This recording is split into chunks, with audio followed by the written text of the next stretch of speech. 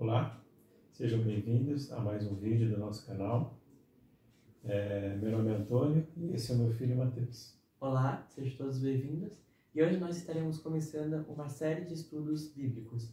Iniciaremos hoje com a Bíblia. Ok, e como é nosso costume, peço a todos aqueles que quiserem nos acompanhar, fiquemos de joelho para uma oração.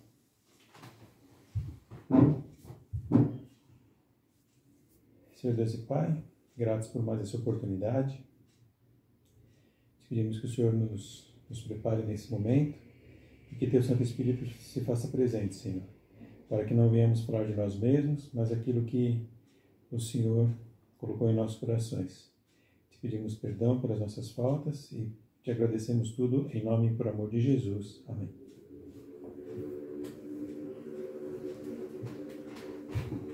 Bom, o assunto de hoje é a própria Bíblia.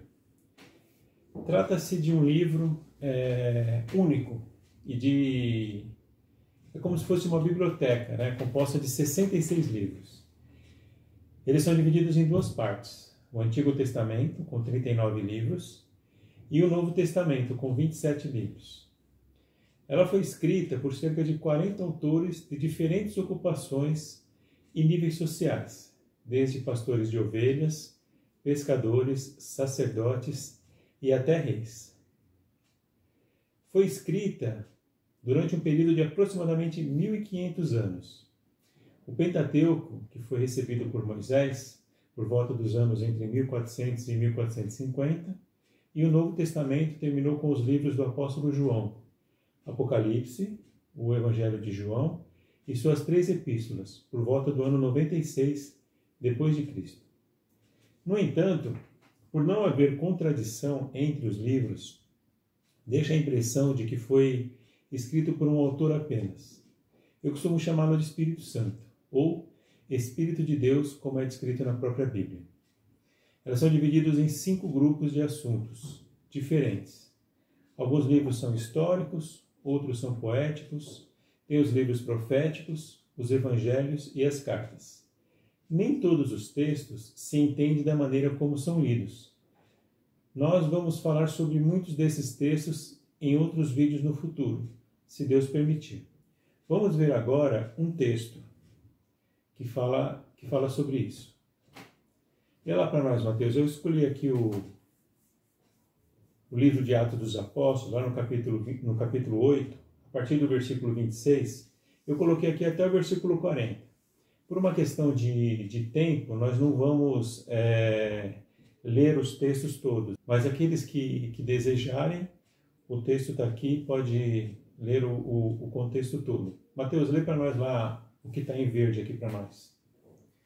E eis que o homem da Etiópia, eunuco de grande autoridade sobre Candace, rainha dos etíopes, o qual era encarregado de todos os seus tesouros, havia vindo adorar em Jerusalém, e estava retornando, e assentado na sua carruagem, lia o profeta Isaías.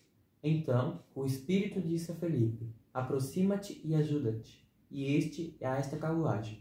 E Felipe, correndo até ele, ouviu que lia o profeta Isaías, e disse: entende tu o que lês? E ele disse: como poderia, se algum homem não me orientar? E rogou a Felipe que subisse com ele, e com ele se assentasse.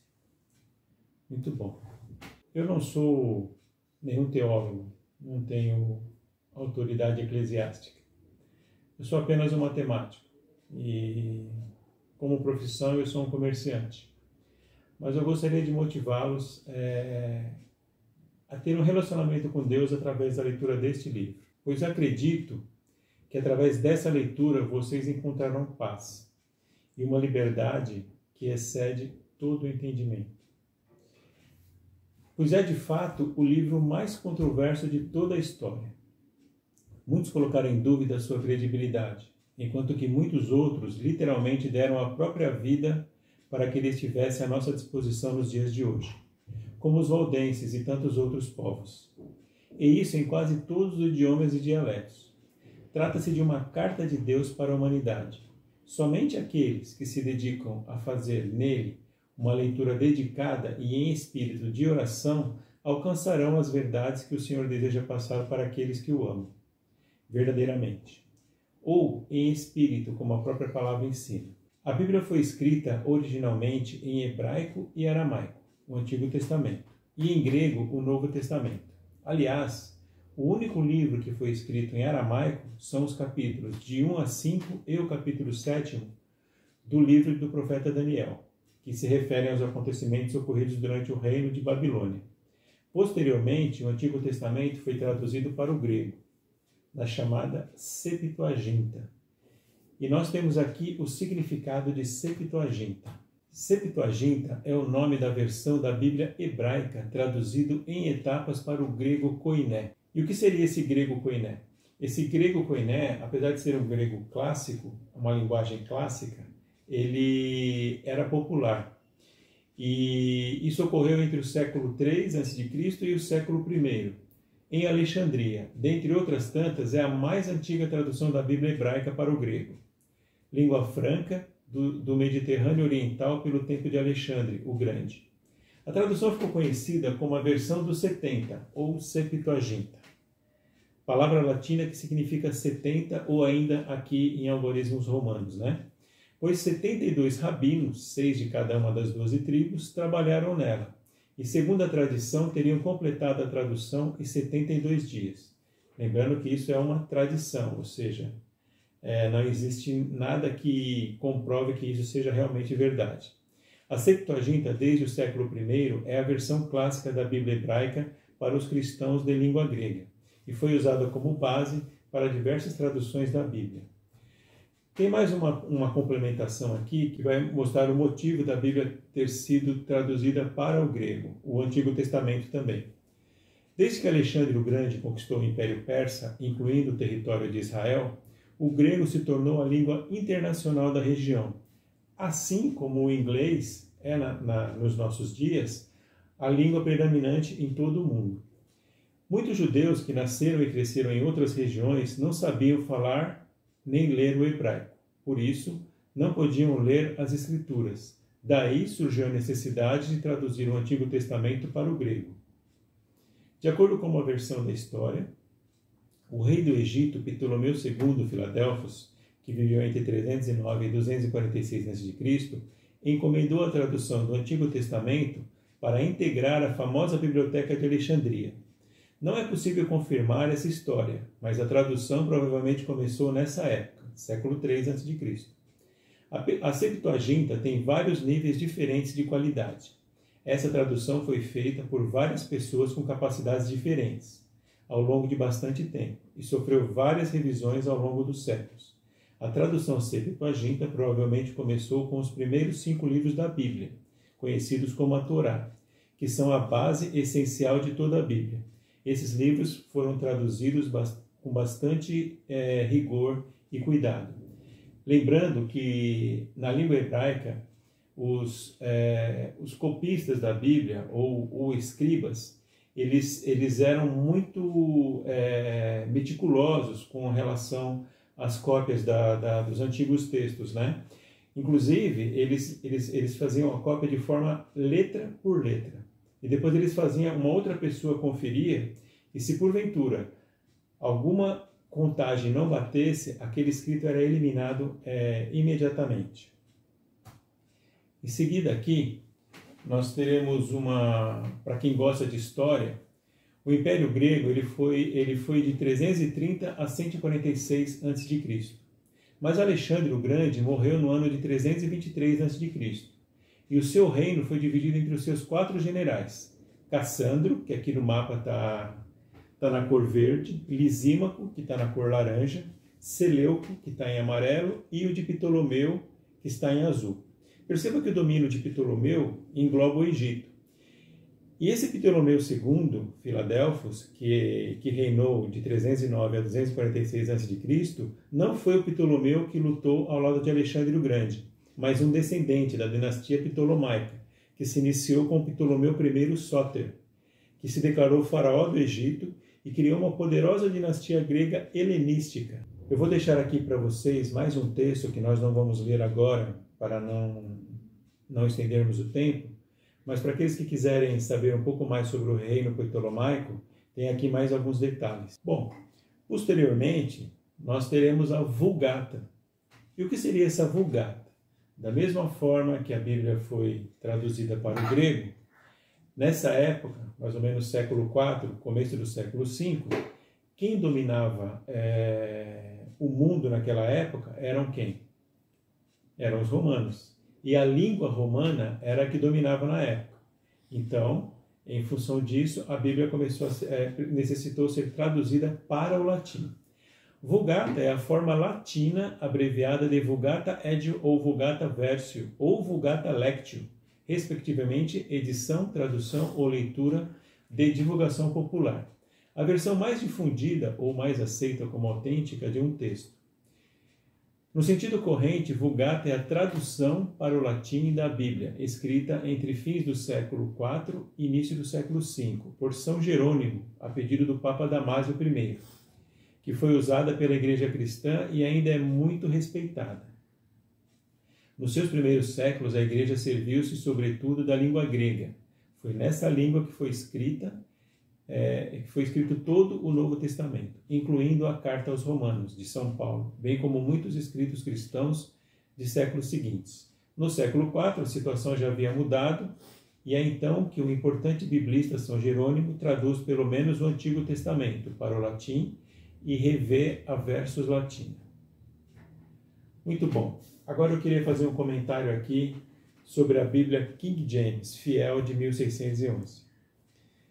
Vocês me vêm falando dela o tempo todo aqui, é a minha preferida entre todas as opções existentes de Bíblias na linguagem portuguesa.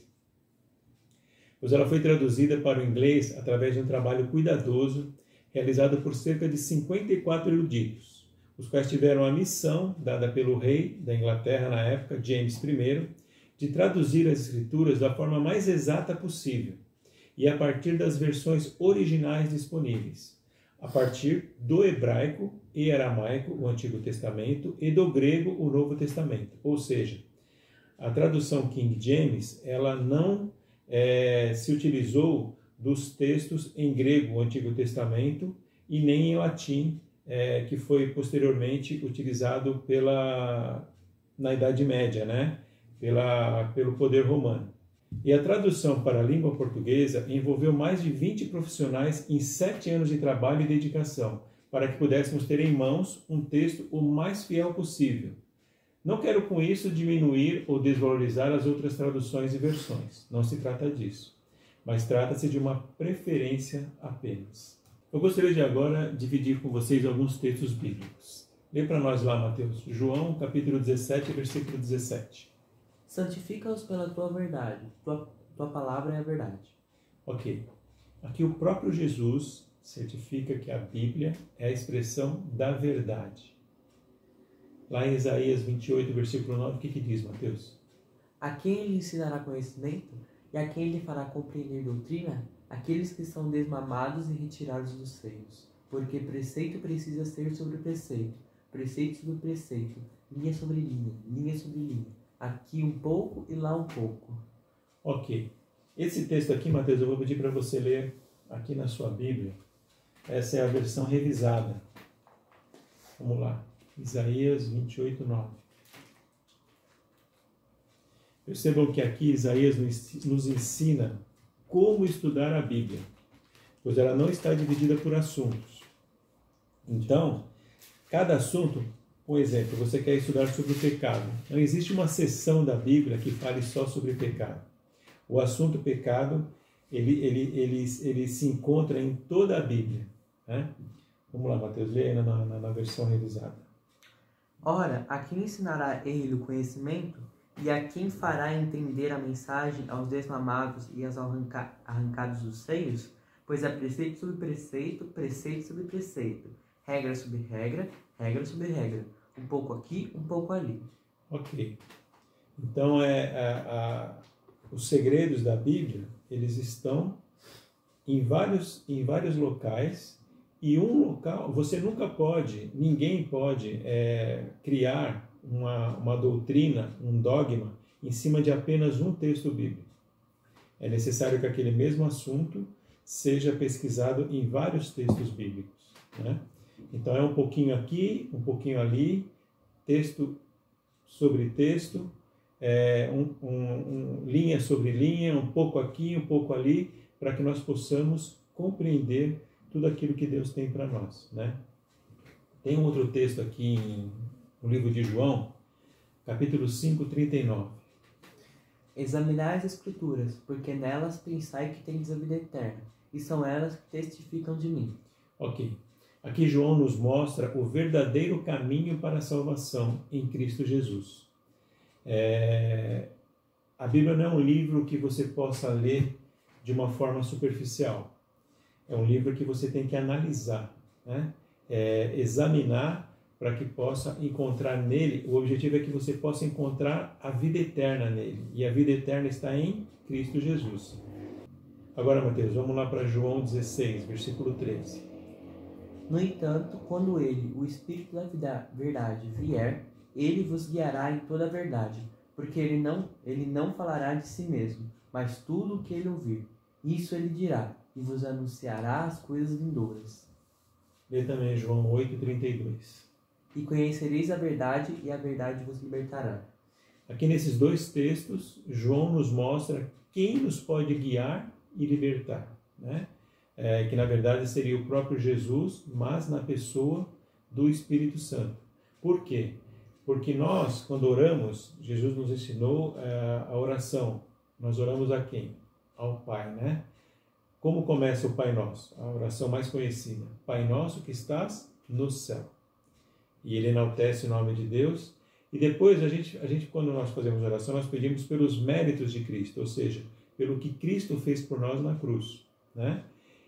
Mas Cristo, eu vou mostrar para vocês em estudos futuros, que ele tem uma função hoje. Ele está no santuário celestial. Então, quem faz as obras aqui na terra é o Espírito Santo, né? Antes de partir, ele disse, eu não vos deixarei órfãos. O Espírito da verdade virá e vos consolará. Então, essa é a função do Espírito Santo hoje na terra. Tem mais um texto aqui, Mateus? João 14, 6. Disse-lhe Jesus, eu sou o caminho, a verdade e a vida. Ninguém vê ao Pai senão por mim. Aqui Jesus se apresenta como sendo a verdade que liberta. Então, ao nós lermos a Bíblia, nós vamos conhecer a quem? Ao próprio Jesus Cristo. E ele vai nos libertar. Vamos para mais alguns textos aqui. 2 Pedro, capítulo 1, 21. Lê lá, Mateus. Porque a profecia não veio no tempo antigo por vontade de homem algum, mas os homens santos de Deus falaram à medida que eram movidos pelo Espírito Santo. Aqui Pedro nos mostra quem realmente escreveu a Bíblia. Lembra que eu disse para vocês que, apesar dela ter 40 autores diferentes, ela dá a impressão que ela foi escrita por apenas um autor? E por que ela tem essa impressão? Porque não existe contradição nela. E quem inspirou a todas essas pessoas que escreveram a Bíblia foi o próprio Espírito Santo. Aliás, existem alguns livros do Pentateuco, que seriam os primeiros 5 livros da Bíblia, escritos por Moisés, que eles foram literalmente ditados por Deus para Moisés. Vamos lá, Mateus, em 2 Timóteo 3,16. Toda a Escritura é dada pela inspiração de Deus e é proveitosa para a doutrina, para repreender, para corrigir, para instruir em justiça. Ok, aqui Paulo reafirma a Timóteo que a Bíblia foi dada por inspiração divina. É mais um texto que confirma, né, a divindade inspirada da palavra de Deus. Lá em Êxodo 31, 18, Mateus, o que diz? E deu a Moisés, quando acabou de falar com ele no Monte Sinai, as 2 tábuas do testemunho, tábuas de pedra escritas com o dedo de Deus. Ok. Aqui Moisés revela que as 2 tábuas do testemunho foram escritas pelo próprio Deus. Então aqui, e elas foram escritas onde? Em pedras, né? Houve uma outra situação no livro de Daniel, em que Deus escreve também numa parede. Nós vamos ver esse texto num estudo que o Mateus está fazendo sobre o livro de Daniel, né, Mateus? E Jesus Cristo também.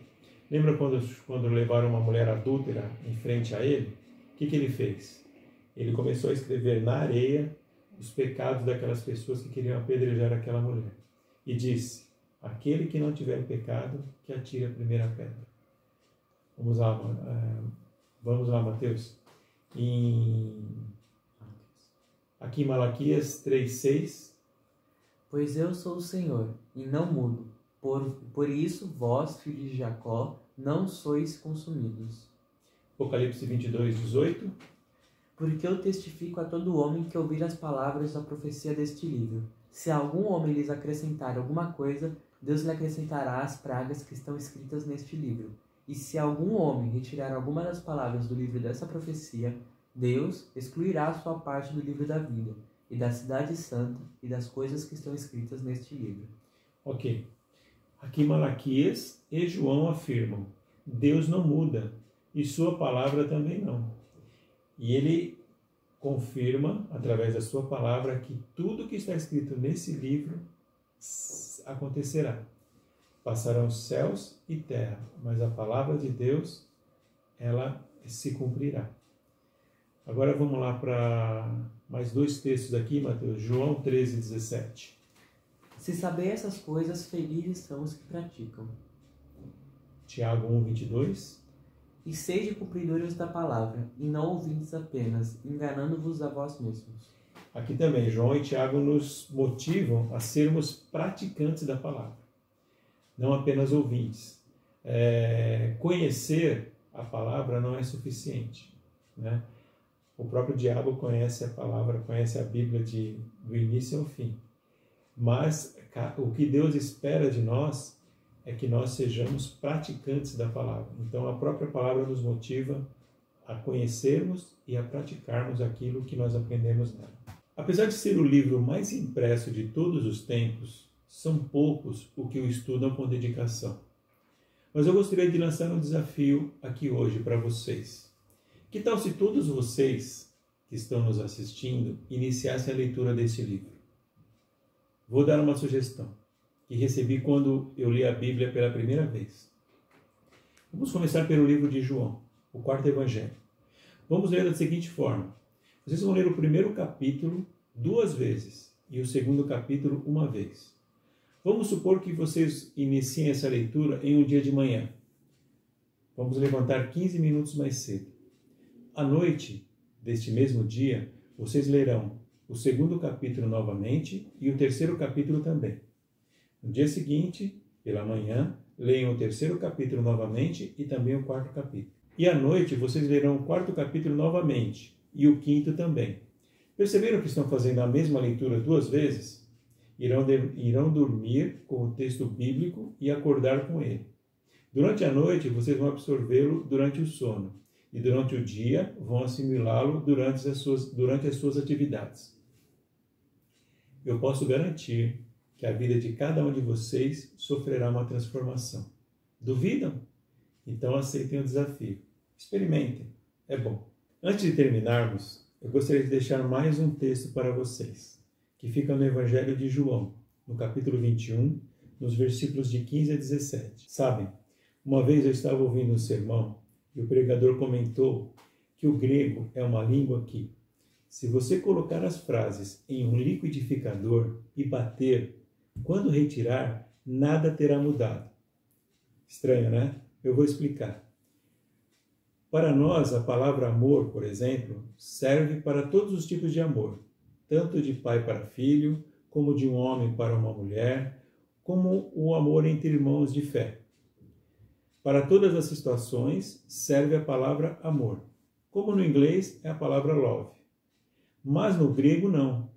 Eles têm um tipo de amor para cada situação. Por exemplo, o amor de Deus para com a humanidade é o amor ágape. É um amor divino, incondicional, com autossacrifício pela vontade ou pelo pensamento.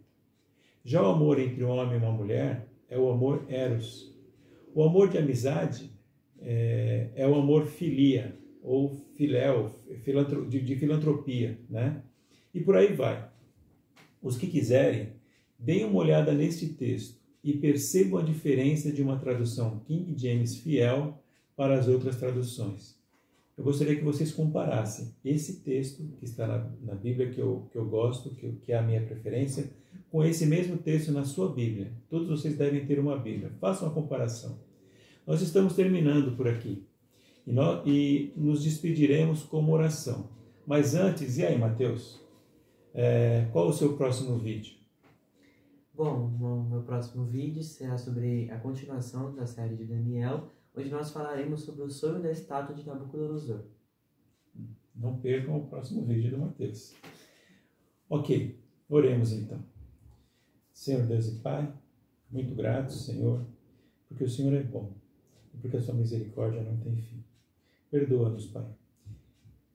Derrama sobre nós o teu Santo Espírito, que este mesmo Espírito que inspirou a cada um das pessoas que foram usadas para escrever a Bíblia, esteja à disposição de todos aqueles que dispuserem a ler e estudá-la com dedicação. Capacite também a cada um que se dispuser a lê-la em espírito de oração. Senhor, nos transforme, nos capacita e nos usa na tua obra. Pedimos agradecidos com o perdão dos nossos pecados e o fazemos em nome de Jesus. Amém.